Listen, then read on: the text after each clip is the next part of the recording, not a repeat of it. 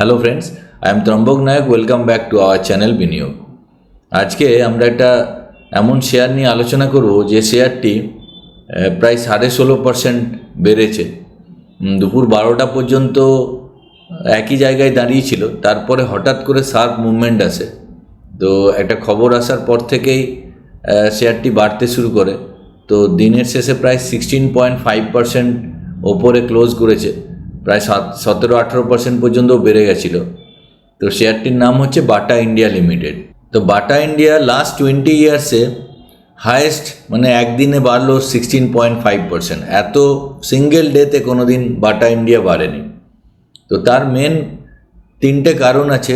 তার মধ্যে সবথেকে প্রধান কারণ হচ্ছে বাটা ইন্ডিয়ার এমডি, মানে ইন্ডিয়াতে যিনি জয়েন করেছেন, সঞ্জয় এস রাও, যিনি আগে নাইকির মানে সিইও ছিলেন। ইউরোপ এবং ফ্রান্সে ওনার কাজ করার প্রচুর অভিজ্ঞতা আছে। তাছাড়া জারা বলে একটা ব্র্যান্ডে, বিখ্যাত ব্র্যান্ড, তো সেখানেও উনি বড় পোস্টে কাজ করেছিলেন। তো সেখান থেকে আজকে বাটা ইন্ডিয়াতে উনি জয়েন করেছেন। তো প্রচুর ইনভেস্টার এবং যারা মেনলি মার্কেটের অপারেটর, তাদের বিলিভ যে উনি এবার বাটাকে কিন্তু একটা প্রিমিয়াম সেগমেন্টে নিয়ে যাবেন, যেহেতু নাইকির মতো গ্লোবাল ব্র্যান্ডে উনি বড় জায়গা থেকে এসছেন।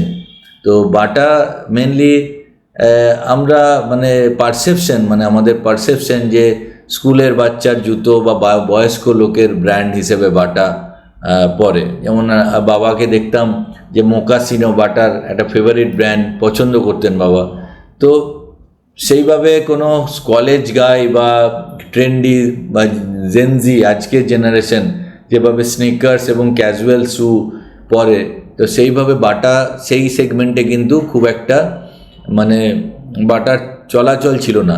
আছে সব কিছুই, কিন্তু যেগুলো যেমন স্কেচার্সের জুতো দেখেছি, আমি কোনো দিন পরিনি স্কেচার্সের জুতো, বা আমি বাটার জুতোই পরি, বাটার স্নিকার্সই পরি।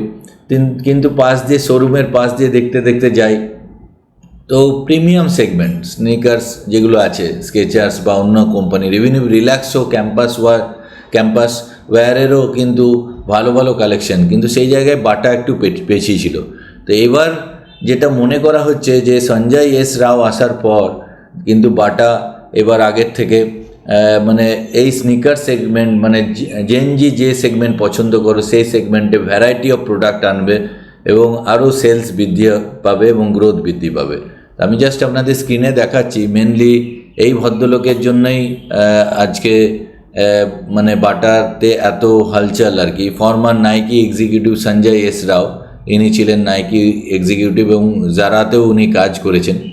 আর বাটার যেটা মানে মেনলি আমি দেখছিলাম এখানে, দেখুন এখানে যদি আমরা স্নিকার্সে যাই, তো এই ধরনের মানে আছে সবই, রেঞ্জ 1499, 1499, কোনটা 1749। কিন্তু আজকে যদি স্কেচার্সের শ্যুজ দেখেন বা অন্য কোনো কোম্পানি দেখেন, সেই জায়গায় একটু মেরে লাগতো আর কি। মানে জেনজি যারা একদম আধুনিক, তারা এই ব্র্যান্ডকে খুব একটা পছন্দ করতো না, মানে অতটা মানে চকাচক নয় বলে। কিন্তু টেকসইয়ের দিক থেকে, কমফোর্টের দিক থেকে আমি কোনোদিন স্কেচার্স পরিনি, আমি আগেই বললাম, বাট বাটা আমি পরেছি, যথেষ্ট কমফোর্টেবল এবং যথেষ্ট মানে আমার মতো মানুষের ক্ষেত্রে খুব ভালো ব্র্যান্ড।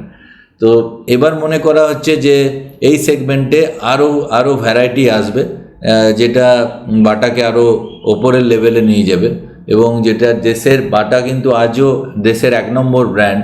তো রিল্যাক্সো এবং ক্যাম্পাস ফুটওয়্যারের সঙ্গে মেন কম্পিটিশন বাটার। রিল্যাক্সো এবং ক্যাম্পাস ফুটওয়্যারও কিন্তু যথেষ্টভাবে এগোচ্ছে মানে এই ধরনের সেগমেন্টে। একটা শোরুম যদি দেখা যায় যে বাটার জেনারেল আপনি যে শহরেই থাকেন দেখবেন এই ধরনের শোরুমের প্যাটার্ন।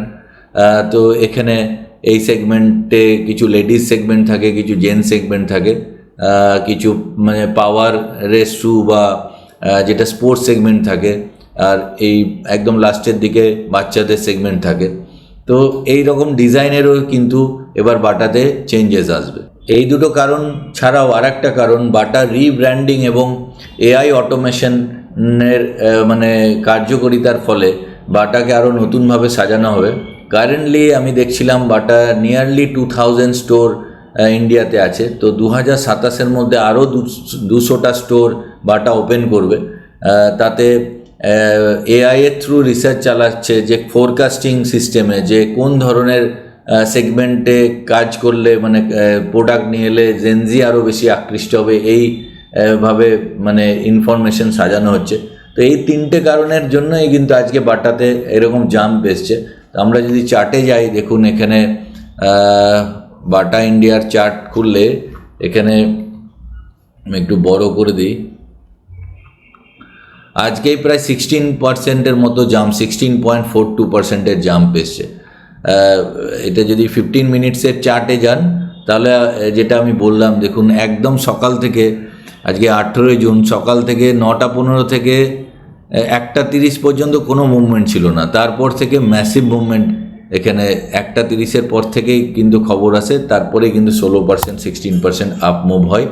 এটা যদি ডেলি চার্টে আমরা দেখি তো এখনও 300 ডে মুভিং অ্যাভারেজের নিচে ট্রেড করছে এবং ওপর হাইয়ের থেকে অনেক ডাউনে, মানে অল টাইম হাইয়ের থেকে অনেক ডাউনে ট্রেড করছে। আমি একটা জিনিস দেখলাম এখানে, আজকে বাটা যেখানে ট্রেড করছে সেটা প্রায় 7 বছর আগে, মানে 2017 সালে 1 নভেম্বর বাটা এই 800 রেঞ্জে ট্রেড করেছিল। 2018-র 28 জুন এই 800 রেঞ্জে ট্রেড করেছিল। কিছুদিন আগে 4 মার্চ 2026-এ 800 রেঞ্জে ট্রেড করেছিল। 27 এপ্রিল 2026 এই 800 রেঞ্জে ট্রেড করেছে, আজকে 800 রেঞ্জে আছে। মানে অলমোস্ট 7 ইয়ার্স আগে কেউ যদি বাটা কিনে রেখেছে ফর ইনভেস্টমেন্ট, আর সে যদি না বিক্রি করে থাকে তো 7 ইয়ার্সে তার নিটফল 0। তো এটাই মডার্ন যা মানে এরাতে হচ্ছে। যদি আপনার কাছে কোনো ভালো স্টকও থাকে, আমাকে অনেকে ইনভেস্টমেন্ট নিয়ে যদি আর্গুমেন্ট করে যে আমি কোম্পানিকে ইনভেস্টমেন্ট করে রাখবো, আমি কোনো দিন বেচবো না, তাহলে কিন্তু রিসেন্ট টাইমে দেখা যাচ্ছে ভালো ভালো কোম্পানি কিন্তু 7-8 বছর 10 বছরের একই প্রাইসে থেকে যাচ্ছে যদি আপনি না বিক্রি করেন, প্রফিট বুকিং করেন। কিন্তু কেউ যদি প্রফিট বুকিং করে, দেখুন যেখান থেকে 2017 সালে প্রাইস ছিল সেখান থেকে বাটা কিন্তু প্রায় একটা বিরাট উত্থান দেখিয়েছিল। আগে প্রায় 175%-এর জাম্প নিয়ে ওপরে বেড়েছিল। আবার ওইখান থেকে যদি একদম ওপর থেকে, যেখানে বাটার লাইফ টাইম হাই ছিল, সেখান থেকে বাটার ডাউনফল হয়েছিল প্রায় 72%। কারেন্টলি এখন বাটা ট্রেড করছে 63.74%-এ। তো আমি এটাই বলতে চাইছি, যদি কোনো ভালো কোম্পানির শেয়ার আমি দীর্ঘদিন ধরে কিনে রাখি, যদি আমি প্রফিট বুক না করি, তাহলে কিন্তু এন্ড অফ দ্য ডেতে মানে 7 বছর পরে দেখা যাচ্ছে একই জায়গায় নেটফল 0, সেই 800 টাকার রেট 800 টাকাতেই দাঁড়িয়ে আছে। এবার যদি আমরা ফাইন্যান্সিয়ালে যাই বাটার, এখানে আমি দেখছিলাম যে মেনলি বাটার কম্পিটিটার যারা Metro Brands, Relaxo footwear, Campus Activewear আর শ্রী লেদার্স, আরও ছোটো কোম্পানি। তো দেখুন রিল্যাক্সো ফুটওয়্যার, ক্যাম্পাস অ্যাক্টিভওয়্যারের 50-র কাছাকাছি পি, বাটার পি আছে 61, এবং বাটা যেখানে আজকে পি রেশিও ট্রেড করছে 61, বাটার মিডিয়ান পি হচ্ছে 67.5। তো leather company generally high P company হয়, তো এখানে লোকের এক্সপেকটেশন অনেক বেশি থাকে। তো লাস্ট 1.5-2 বছর ধরে যেভাবে যুদ্ধ একের পর এক, রাশিয়া ইউক্রেনে ওয়ার, তারপরে আবার আমেরিকা ইরান একবার হলো, আবার ইসরায়েল ইরান আমেরিকা যুদ্ধ, তো পরে ব্যাক টু ব্যাক ওয়ারের ফলে কি হচ্ছে, ক্রুড অয়েলের মানে প্রাইস অনেক ওপরে থাকাতে এই ধরনের কোম্পানিতে যারা সোল যখন পেস্টিং হয় সেখানে কিন্তু রাবারের সঙ্গে ক্রুড অয়েলও ইউজ হয়। তো ক্রুড অয়েলের ফলে ক্রুড অয়েল বেড়ে যাওয়ার ফলে কিন্তু এর মানে প্রোডাকশন কস্ট অনেক বেড়ে যাচ্ছে এসব কোম্পানি, সেই কারণে লাভের মুখ দেখছিল না। কিন্তু আস্তে আস্তে যুদ্ধ যখনই মানে পরিস্থিতি মানে ভালো হয়ে আসবে, যুদ্ধগুলো যত সেটেল ডাউন হবে, আস্তে আস্তে ক্রুড অয়েলের প্রাইস ডাউন হলেই এই জাতীয় কোম্পানি কিন্তু প্রফিট আরও বাড়তে শুরু করবে এবং আরও ওপরের দিকে বাড়ার চান্স আছে। তো যেটা লাইফ টাইম হাই পি ছিল বাটার প্রায় 84, এবং মিডিয়ান পি এখানে দেখতেই পাচ্ছেন 67.5, তার থেকেও নিচে পিতে ট্রেড করছে।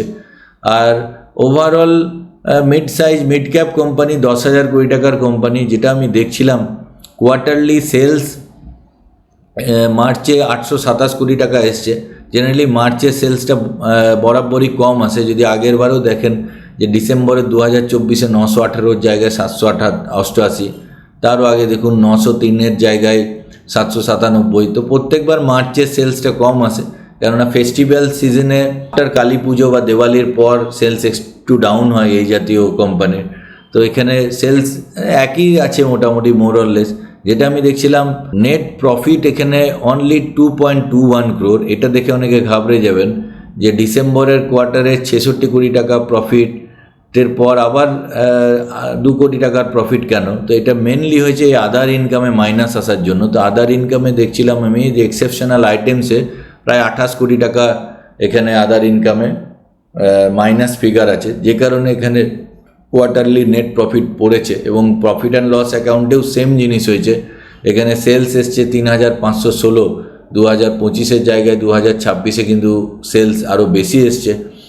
অপারেটিং প্রফিট মার্জিন এবিটাও 707 আছে, কিন্তু এখানে আদার ইনকামে দেখুন 30 আছে। এখানেও সেম, যেটা 87 54-এর জায়গায় 30। এক্সেপশনাল আইটেমসে 49 কোটি টাকা মাইনাস ফিগার এসছে, যে কারণে নেট প্রফিটটা 331-এর জায়গায় 134 এসছে। তো লাস্ট স্টকের প্রাইসের সিএজিআর লাস্ট 10 বছর ধরে স্টক নেগেটিভ রিটার্ন, মানে অনলি 4% সেভিংস অ্যাকাউন্টের ইন্টারেস্টের মতো রিটার্ন দিয়েছে। লাস্ট 5 ইয়ার্সে 14% নেগেটিভ, লাস্ট 3 ইয়ার্স 1 ইয়ারেও নেগেটিভ। আর ব্যালেন্স শিটে আমরা যদি দেখি, এখানে ফিক্সড অ্যাসেট 1800 কোটি টাকার জায়গায় এখন 1651 কোটি। 2022-এ 1226 কোটি টাকার ফিক্সড অ্যাসেট ছিল। রিজার্ভ কোম্পানি 957 কোটি টাকা 2015-তে ছিল, 10 বছর আগে, যেটা এখন 1531 কোটি হয়েছে। আর বরোয়িং অলমোস্ট সেম আছে, 0.87 দেখছিলাম ডেট টু ইকুইটি রেশিও। তো যেটা ইনসাইটের মধ্যে যেটা আমি বলছিলাম, দেখুন টোটাল রিটেল স্টোরস এখন কারেন্টলি 1962টা স্টোর আছে। তো 2027-এর মধ্যে আরও 200টা স্টোর বাটা ইন্ডিয়া বাড়াবে বলেছে। শেয়ার হোল্ডিং প্যাটার্নের মধ্যে প্রোমোটারের কাছে একটা ভালো স্টেক আছে, এবং DII domestic institutional investor like mutual ফান্ডের প্রায় 28.39%-এর মতো স্টেক আছে, যেটা একটা বিরাট ফিগার। আমি দেখছিলাম almost ICICI, Nipon India, Kotak সবের মানে সব এএমসিতেই কিন্তু বাটা ইন্ডিয়াকে কিনে রেখেছে। তো আগামী দিনে এবার দেখবার আছে যে সঞ্জয় এস রাও আসার ফলে বাটা কিভাবে, যে খুশির খবর, মানে খুশির খবরে আর কি বাটা বেড়েছে, সেটা ধরে রাখতে পারছে কিনা, কারণ অল টাইম হাই থেকে অনেকটাই ডাউনে আছে। তো আপনাদের আমি মতামত জানতে চাইবো যে আপনাদের পোর্টফোলিওতে আপনারা বাটা রাখতে চাইছেন না, মানে বাটা রাখতে চাইছেন কিনা।